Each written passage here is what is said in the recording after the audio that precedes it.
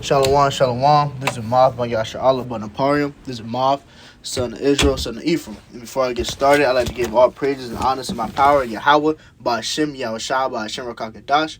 Shalom to the Akim Agwath and the Maya that be tuned in this video. That is peace to the brothers, sisters, and the children that be tuned into this video. In this video, we're going to talk about, the fall of Esaus Dynasty, the fall of Babylon the Great, the fall of America. We're going to start off with the Ecclesiastes 1:9, and it reads, "The thing that have been, it is that which shall be, and that which is done is that which shall be done, and there is no new thing under the sun." There's nothing new under the sun. And I like to use that precept to set up to show, because I'm going to go to Revelation 11:8. But there's nothing new under the sun, right? It's the book of Revelation, chapter 11, verse 8, and it reads, "And their dead bodies shall lie in the street of the great city, which spiritually is called Sodom, and Egypt, where also our Adonai was crucified." Salakia. America, Babylon the Great, is spiritually Sodom and Egypt. Spiritually Sodom and Gomorrah because, them alphabet people are running rampant in America. They are given rights, and they're praised for being off. And Egypt is a house of bondage. We are yet in this captivity because we are here to, we have to pay so many bills, and the precept says we reap so much and we put our money in back with holes. This is Egypt, the house of bondage. And our Adonai now was crucified here is because all the images was changed, and his name was changed, and everything that was in this book was trying to be taught. They tried to switch it around and lie to his people.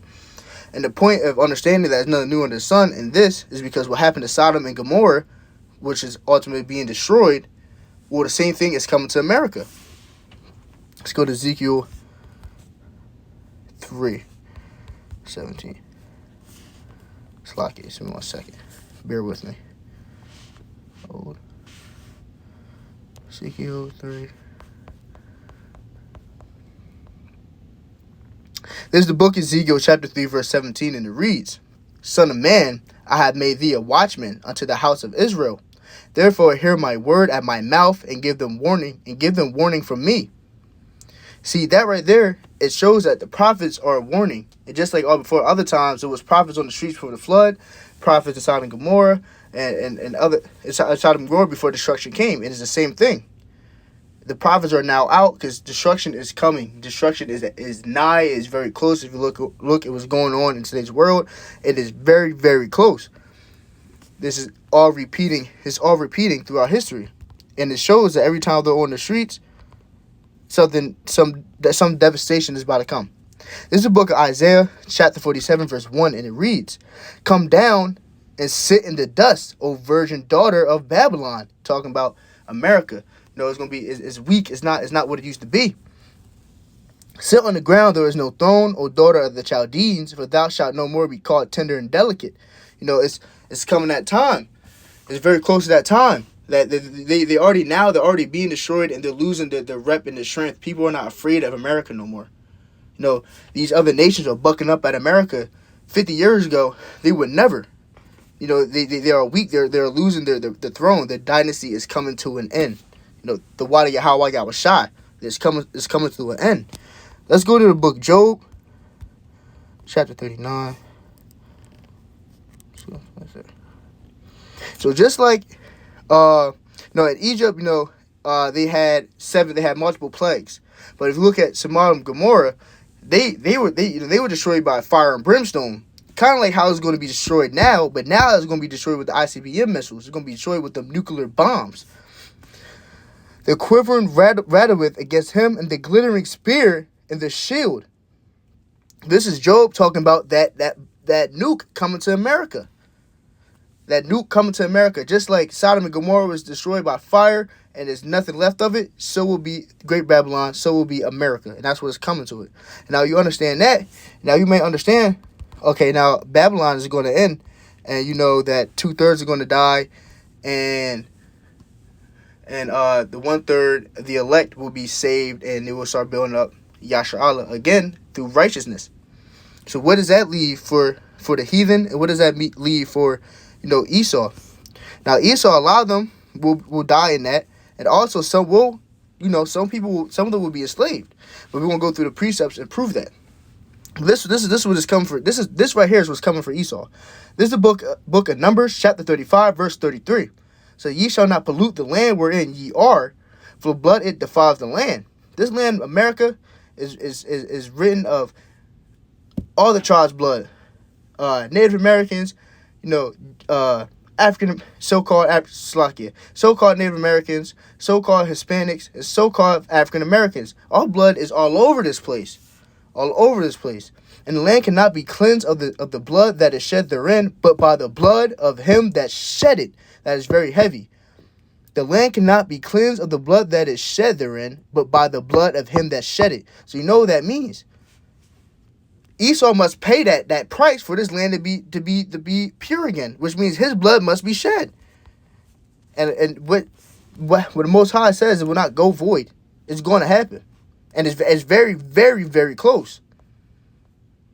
Let's go to the book of Obadiah, chapter 1, verse 10. For thy violence against thy brother Jacob shall cover thee, and thou shalt be cut off forever. So they're going to be enslaved. They're going to build up a kingdom, and then he's going to be cut off forever. They're going to be gone. They're not going to be here after that. It's going to be like a fever dream. And that day that thou stoodest on the other side, and the day that the strangers carried away captives his forces, and the foreigners entered into his gates and cast lots upon Jerusalem, even thou was one of them.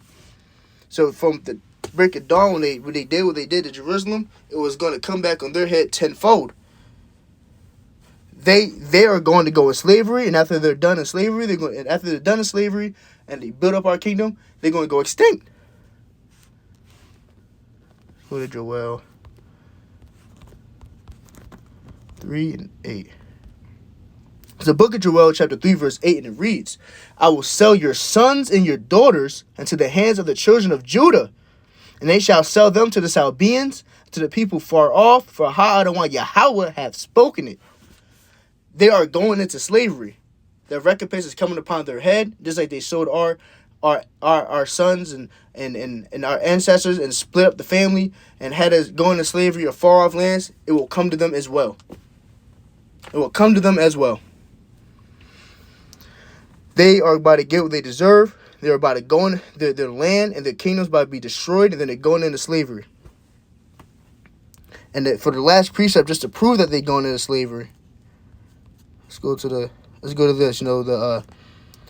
will you can never go wrong. It's very plain, cut, and simple. This is the book of Revelation, chapter 13, verse 10. He that leadeth into captivity shall go into captivity. He that leadeth into captivity shall go into captivity. That's plain cut. He led us in captivity, so now it's his turn to go into captivity. He that kills with the sword must be killed with the sword. He that killeth with the sword must be killed with the sword. Just like what it said in Numbers 35 and 33. He must be killed with the sword. Clean this land and cleanse this land. He must be killed with the sword because he killed with the sword. Here's the patience and the faith of the saints. This is what's going to happen. America is falling. It's already fumbling now. The dollar's about to crumble. It's going to waste over here. It's getting worse by the day. Was again Thawada Yahweh Yahweh Thawada. And from there, Esau's going into slavery. And then from there, when he's done building up our kingdom to perfection, he will be extinct. But Adorat Tazah, this lesson was edifying to you guys, and it was able to give you guys peace. I like to say, Kahalon La Yahweh Ba'Shem Yahushua Ba'Shem Rakakadash. Shalom.